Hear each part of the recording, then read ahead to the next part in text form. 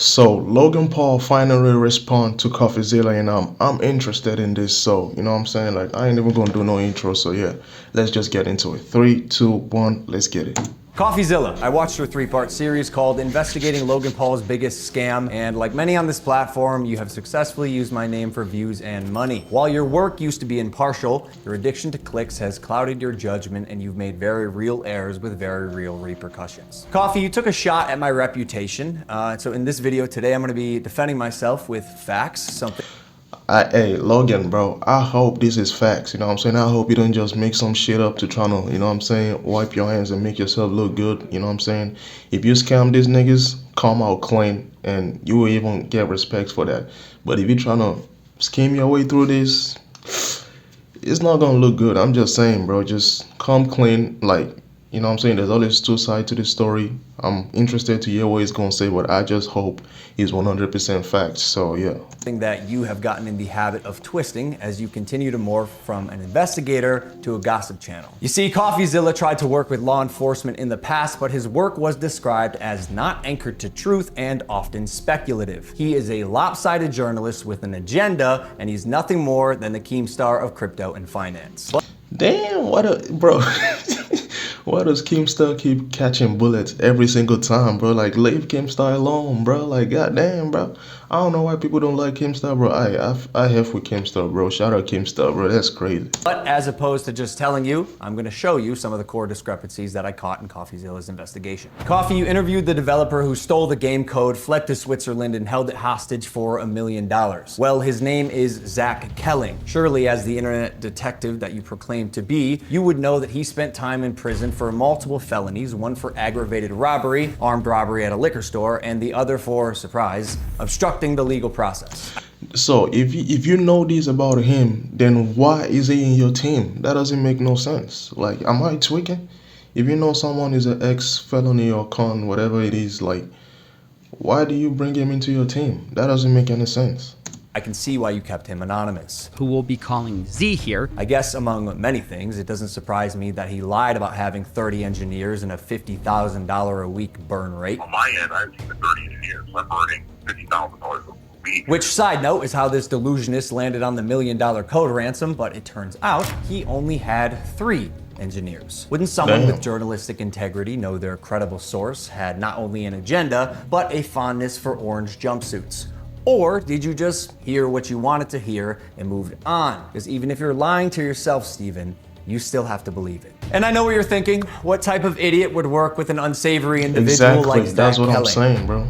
I guess that's what I get for trusting the team that I relied on to vet and manage Eddie's hiring process, who has turned out to be a professional con man that I have since learned fooled billionaires, the Mormon Church, the owner of the New York Yankees, and now me. And surely you knew Emilio, the gentleman who supposedly let his child invest in a cryptocurrency, was allegedly responsible for 2 rug pulls before you interviewed him. So either you missed that or you knew it and failed to let the public know. Why? Because it was a clear sign that he was also untrustworthy. You seemed pretty excited when the guy told you that he couldn't hatch the eggs. Wait, you can't even hatch? No, I'm telling you, it's just a picture. You're kidding! You can't hatch? You're kidding. You can't hatch? You can't hatch? Yeah, 1 second of research would prove that to be false, as you can definitely hatch eggs and even breed your animals. Click on that. Oh, we got a duck. And as you pointed out in your fine print, cross-hatching was available on ETH at one point, but you perpetuated the opposite as truth with your chest out. Basically, nothing worked. And by the way, guy, almost all NFTs are just pictures. I'm telling you, it's just a picture. And surely a real internet detective would not break criminal and civil laws in trying to get information, right? So why have you allowed the illegal recording of Jeff's phone call without his permission? And then, more like an internet criminal, post it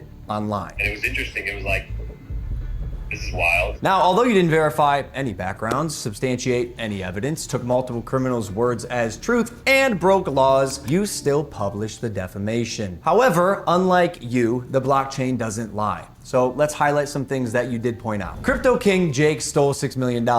True or not, we had already removed him from the team when we realized he was a bad actor and his motives were purely financial. Conman Eddie, lead developer, stole $1.7 million. True or not, when we learned he was a bad actor as well, he was immediately removed from the team.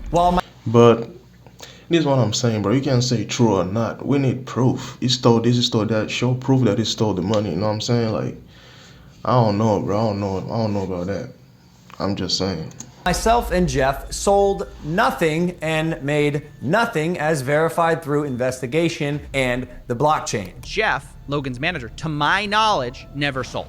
Neither did Logan Paul. I repeat, Jeff and I made no money and will never make any money on CryptoZoo. In fact, we only lost money trying to pick up the pieces. As has been the case with dozens of crypto and NFT projects, the space is unfortunately ripe for bad actors to infiltrate projects that start with even the best intentions. Jake the Snake is no longer affiliated with CryptoZoo, and we hope the money he reappropriated was worth ruining his reputation. Conman Eddie is being investigated by a higher authority that I cannot speak on. As you can imagine, I was not cleared from legal to discuss much of this, including the legal process being undertaken and the criminal investigations going on during the fallout, but I do appreciate you calling out that rats under my nose stole the game code, millions of dollars, and left Jeff and I abandoned with no team and knives in our back. But even after 12 months of work, you've still managed to overlook one crucial piece of information.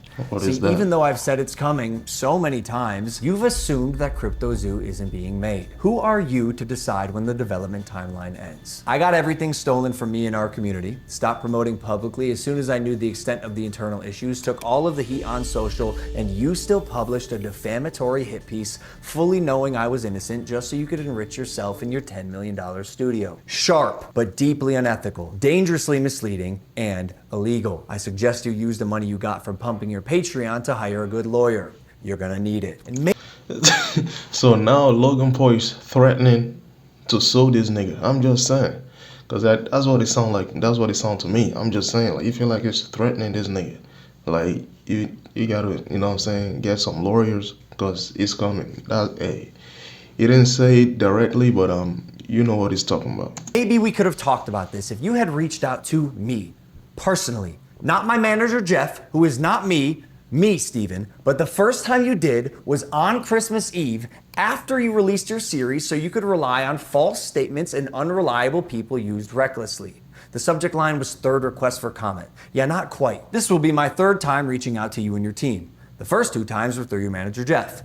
The first 2 times were through your manager, Jeff. Okay, so the last time on Christmas Eve, after the fact, was to me. You have a funny way of twisting things. And I also noticed you left out that part on Twitter. Why hide that? Trust me, CryptoZoo is coming. I will make damn sure of it. And honestly, it sucks that after years of personal reform, going through trials and tribulations and busting my ass to evolve into a person that I can say I'm actually proud of, you led the charge to drive and monetize a narrative telling millions of people that I'm a fraud or I tried to scam my audience. That is patently false. This video is mainly for my fans and anyone who's on the fence that I hope I can help understand a situation that is tremendously complex but has been oversimplified for both views and clicks. And lastly, CoffeeZilla. I now know your motives with this.